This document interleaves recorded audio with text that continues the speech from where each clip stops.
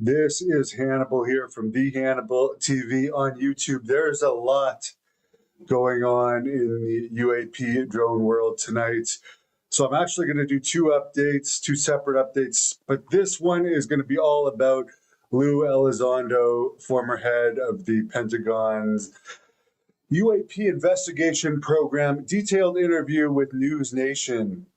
I reviewed another one he did yesterday in the UK, but this one was much more detailed, so I'll jump right into it.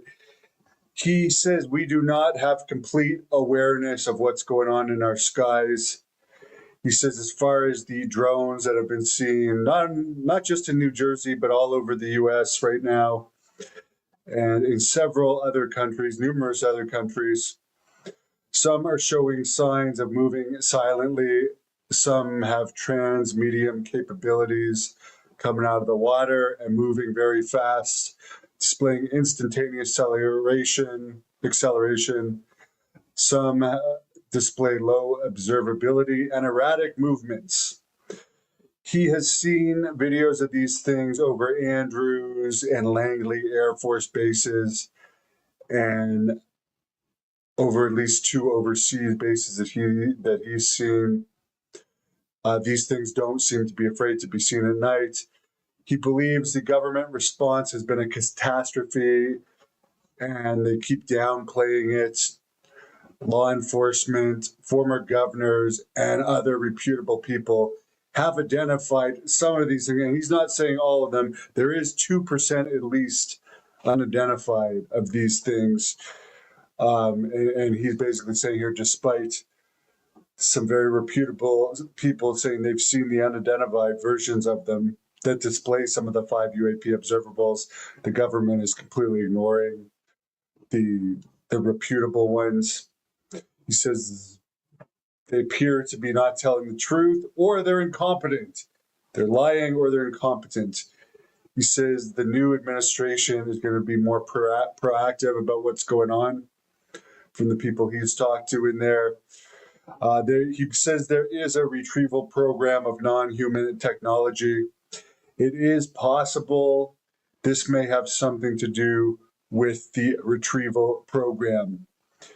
He says there's a chance, and he didn't believe this is the main thing, but he says there's a chance this all could be U.S. technology, and there may be a significant weapons of mass destruction issue, and these are all just sniffer drones being flown around to try and find them.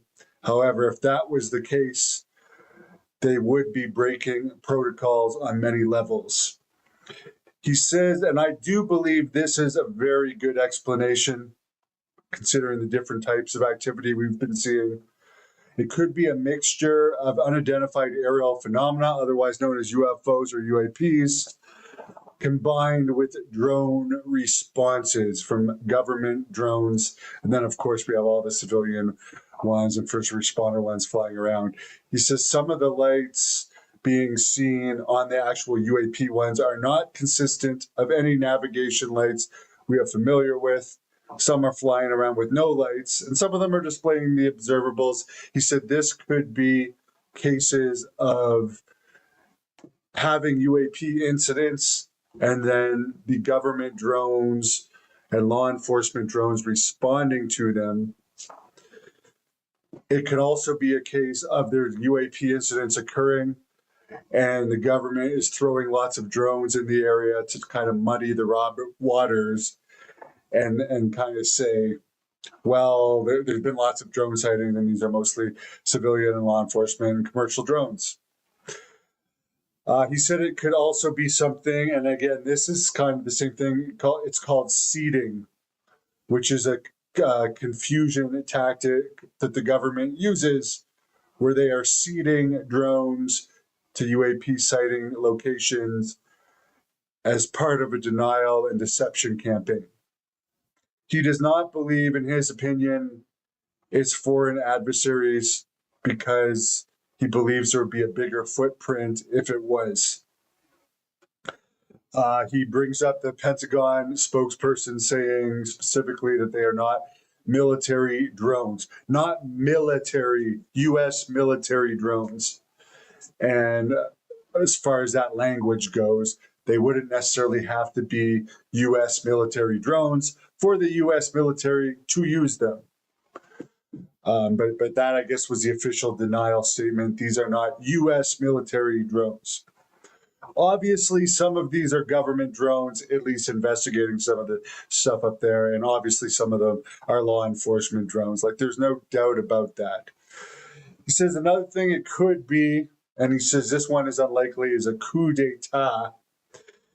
And for anyone that doesn't know what a coup d'etat is, although it's a common word, it's an unlawful seizure of power from a government that did originally get in power lawfully. So he says that it could be a case, something to do with that. The other thing he says it could be, and then again, they're flat out addressing if it's aliens. He says when you've exhausted all the options of what something like this could be, the most unlikely option sometimes becomes a real option. He says no matter what the government administration say at this point, fewer and fewer people are believing them. So even if they get to the point where they say it's aliens, some people still might not believe them. He thinks that society might be prepared to handle the real truth more than the current administration at this point. He says the best case scenario would be that it is the government testing retrieval program equipment. He said it's a topic that not everyone at all levels of government are being told the same thing at. So there's a lot of speculation going on. He says we are dealing with an advanced technology and the conversation is going to happen no matter what. Where at one point they're going to have to admit we are dealing with an advanced technology. He says you can't put the cat back in the bag at this point. And I'm going to do another news update right when I'm done this. There's been more stuff going on since this interview came out with Luke that I will address. So he's absolutely right. You can't put the cat back in the bag at this point, for better or worse. He says at some point this is going to have to be formally addressed. And you can't just keep denying it. He doesn't believe that anyone has any idea of the intent of these legitimate, mysterious drones yet. He says for national security people to say it's not a threat when they have no idea of the intent is ridiculous. And he says whatever it ends up being, it can be something truly paradigm changing, and it can change the entire way we look at national security. Someone says January 20th cannot come fast enough. I just hope that this is the same type of stuff that's been going on for years. I know this seems to be the most activity ever as far as the base incursions, which there's been more today, and the general sightings all over the world that seem to be correlating with each other. I know there was one in Guam recently too, where the U.S. has a base. But it seems like, yes, we can say that they're going to just drag things out till the new administration takes over. But like, I hope that's not waiting too long. I will trust everyone that this is just unusual stuff, and that maybe the threat is not absolutely imminent, but it seems to be increasing and spreading. So I will be right back with an update of all the UAP news that is going on above this.